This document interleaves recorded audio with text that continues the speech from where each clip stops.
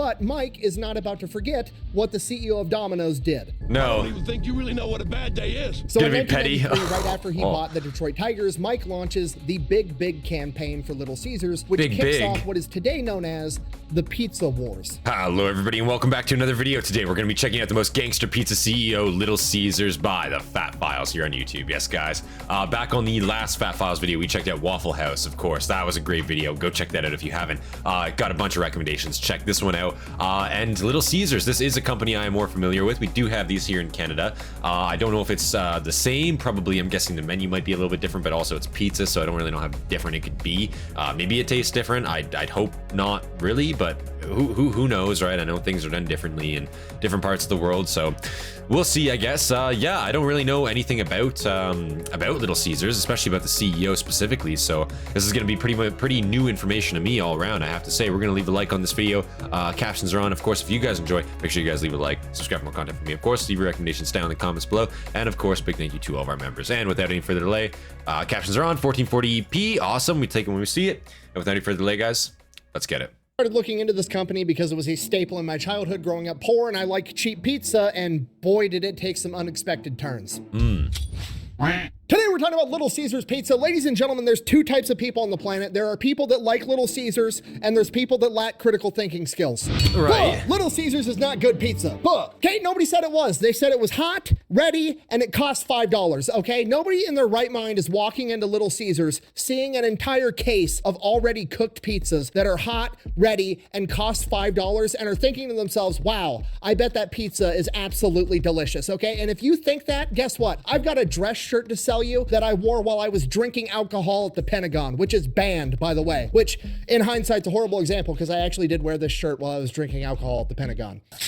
I have to say, oh really? Wow, is this real? Damn. I have to say, yeah, he's absolutely right. Now listen, Little Caesars, the quality of the pizza ain't fantastic, and I will say for $5, when was this? When was this video made? 5 months ago. I will say Little Caesars here is a lot more expensive. That's just Canadian pricing though, unfortunately, I believe.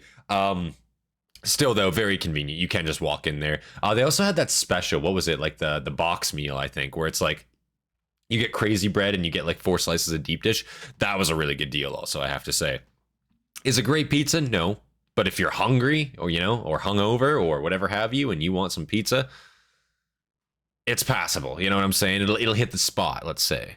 Hindsight's a horrible example because I actually did wear this shirt while I was drinking alcohol at the Pentagon. Oh man, it tastes so much better knowing how much paperwork went into getting. First one to finish a White Claw on the Pentagon. You son of a bitch! Also, in my defense, before it even gets brought up in the comment section, I did not get to choose the type of alcohol. I would have chose Busch Light all day and tomorrow. But when life gives you White Claws in the basement of the Pentagon, you chug them. That's my bad. Disregard. Anyways, the point I'm trying to get across to you is nobody's going to Little Caesars because they want really good pizza, okay? Little Caesars is for mom that has been working 40 hours a week and is driving home and doesn't want to cook dinner. And then she sees a Little Caesars and is like, holy shit, I can feed myself, my husband, and my 2 kids for $6.99 by buying a pizza, crazy bread, and marinara sauce. Okay, and the craziest part about that everybody has— It's dirt cheap and I couldn't imagine. I wish I could, but I can't. By buying a pizza, crazy bread, and marinara sauce. Okay, and the craziest part about that everybody has to respect is the fact that Little Caesars pizza has been $5 since 1997, okay? It is the Arizona tea of the pizza world. Whoever runs Little Caesars and Arizona tea should be put in charge of the US economy. And we're gonna talk about how they managed to keep the prices that low right after a word from our sponsor. Yeah, babe, what's up? Hey, I need a boombox. Okay, I can go get you one. Perfect. All right, I'll go get it now. Love you. Love you. Oh, I think we've 1 hour. I think we've seen this one. Where's that boombox that I asked for? Oh, it's right here. I got it for you. What is this? The boombox. No, I wanted something to play music with. Oh, that kind of boombox. Yeah, I got Classic. Okay, we'll go to the store and get me a boombox so I can listen to music. Can I keep this one still? I don't care.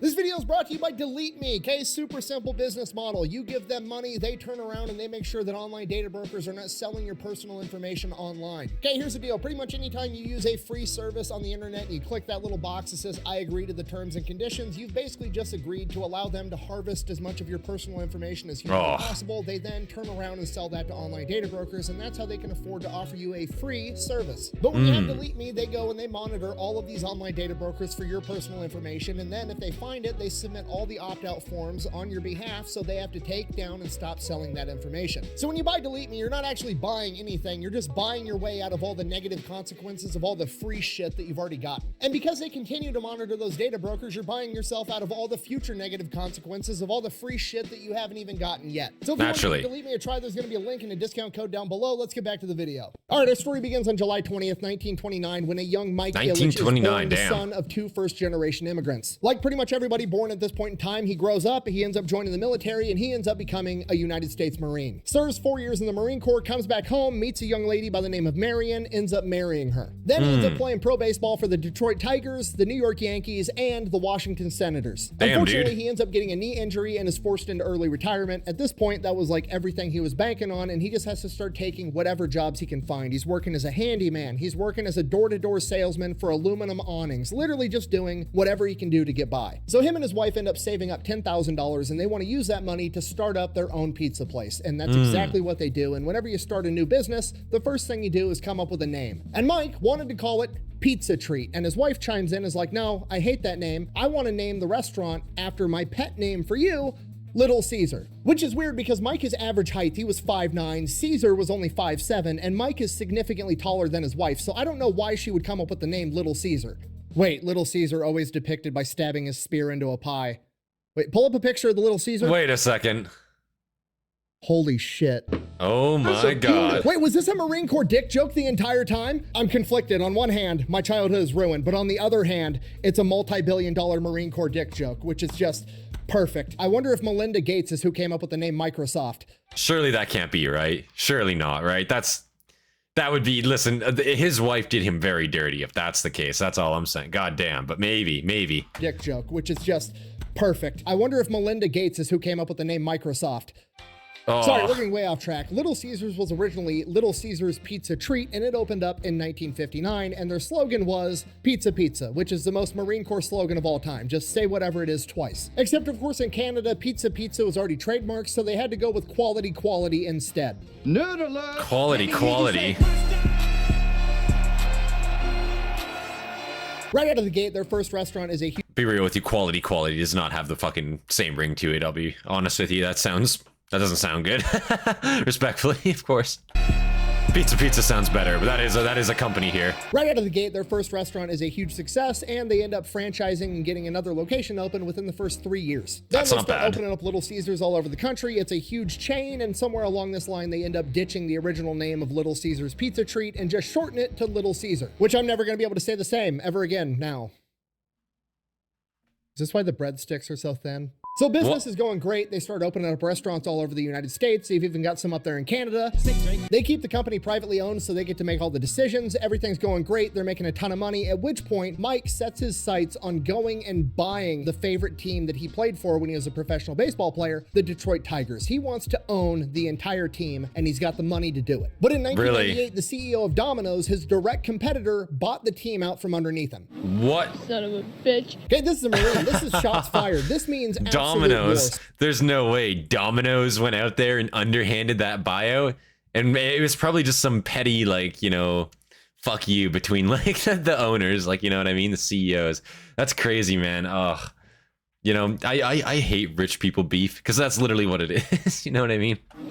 Son of a bitch. Okay, this is a Marine. This is shots fired. This means absolute war. So what ends up happening is Mike still wants to own a sports team. So what he does instead is he ends up buying the Detroit Red Wings, the hockey team, and under his command, they do great, start winning a bunch of games. Okay. This is becoming so regular, we should just have Michigan Day at the White House when the Red Wings come. The Tigers, on the other hand, are doing absolutely terrible under the ownership of the CEO of Domino's, so he's forced to sell, and by 1992, Mike is able to buy the Detroit Tigers as well. And under his ownership, the Detroit Tigers start doing awesome as well, but Mike is not about to forget what the CEO of Domino's did. I don't even think you really know what a bad day is. So in 1993, right after he bought the Detroit Tigers, Mike launches the Big Big campaign for Little Caesars, which kicks off what is today known as the Pizza Wars. At this point in time, there's 3 major pizza chain restaurants in the United States of America. You've got Little Caesars, Domino's, and Pizza Hut. Right. How does it make you feel? Papa John's sucks. I'm sorry. Listen, I hear mixed things. Maybe it's just the restaurant here. The Papa John's here sucks ass that I've been to. You know, I've been there. I think we've been there twice now. Both times it sucked. I haven't been to any other location for Papa John's. It just hasn't been good. The rest of those, pretty passable. Honestly, I used to go to Domino's a lot more because Domino's was the cheapest here for a while, right? Like you could get a $10, like I think large. Well, this was like 2-3 years ago now, but yeah.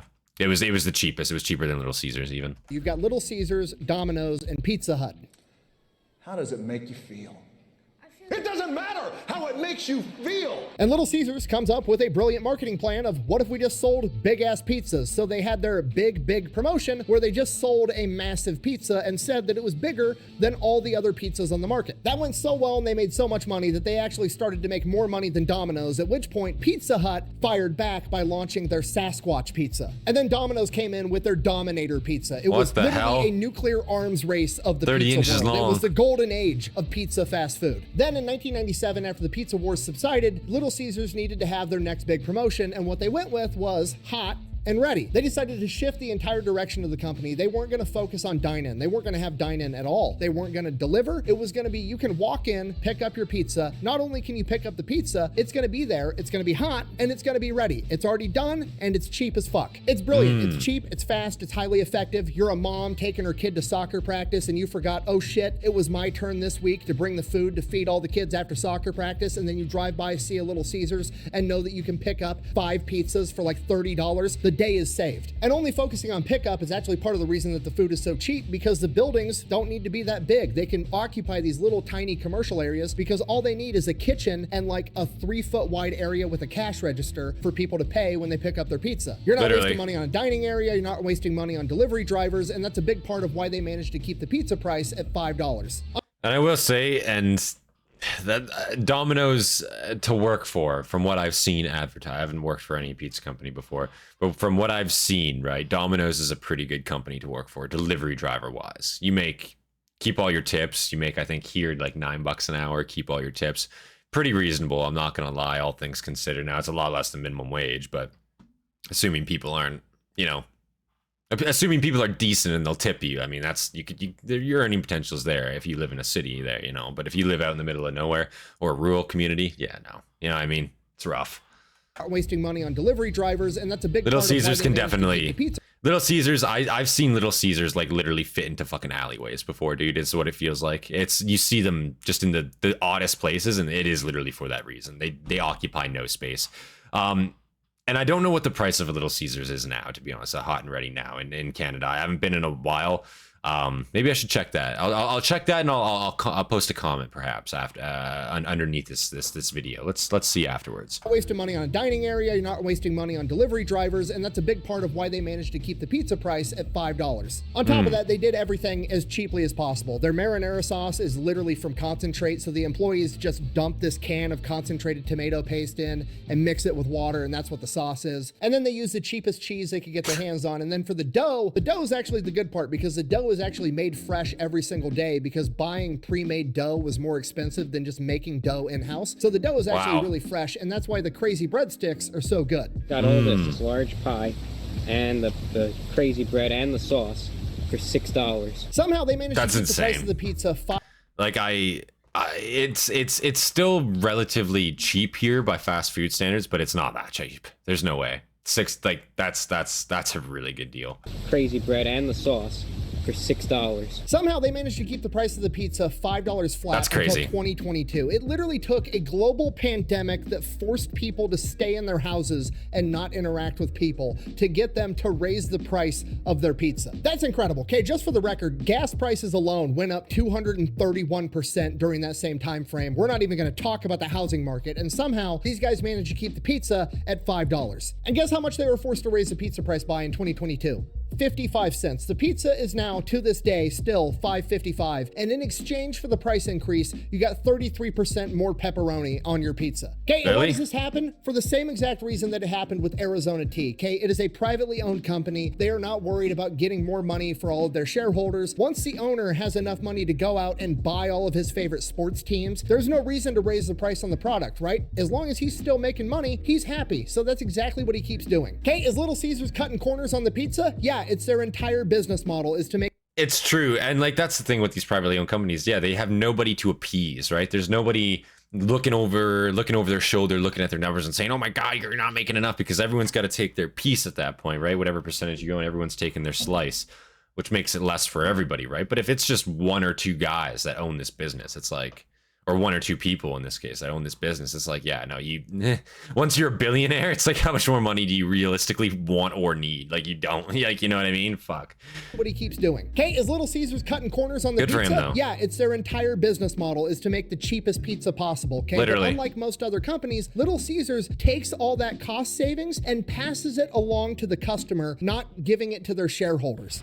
Buh! I don't care if it's cheap, it still tastes like cardboard. Buh! You know what? Keyboard warriors would know exactly what cardboard tastes like, wouldn't you? I bet you could differentiate brands of Windows by the taste. And you know what? I'm willing to concede. Is Little Caesars the best pizza if I'm judging by taste? Absolutely not. But you know what? It still tastes better than Italian pizza. It's not great. It's not horrible. You're gonna get fat.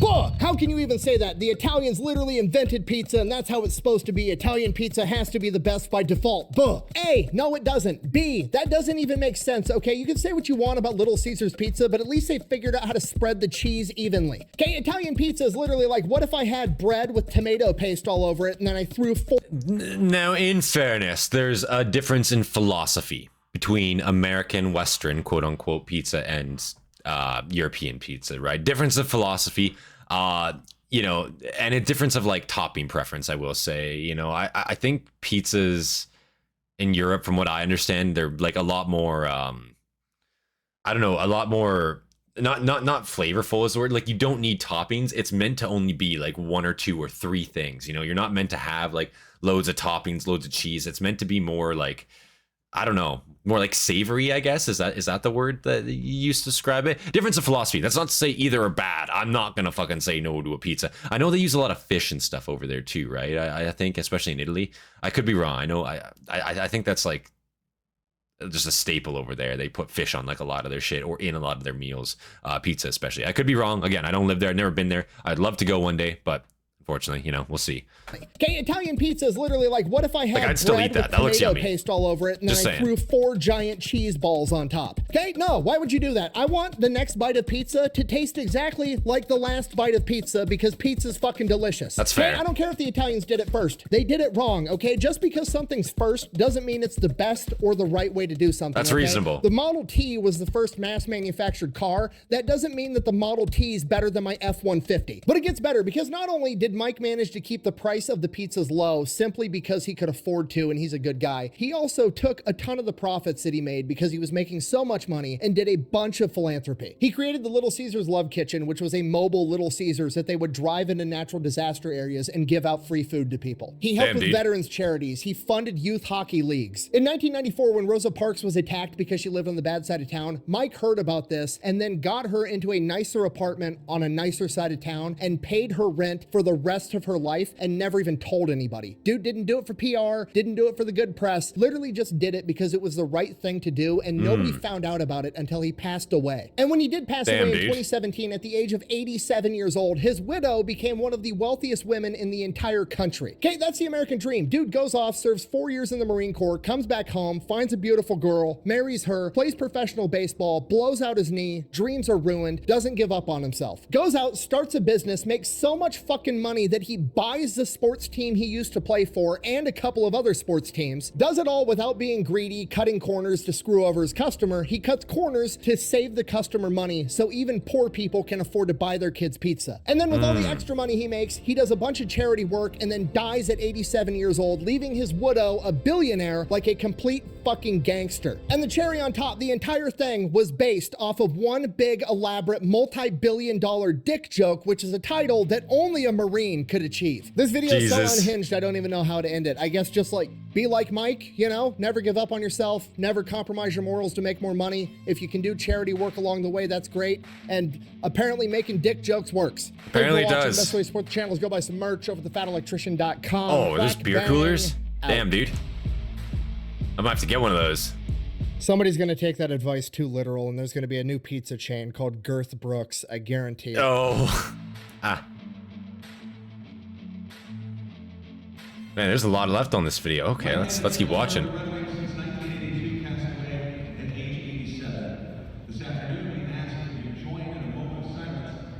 Oh, I see.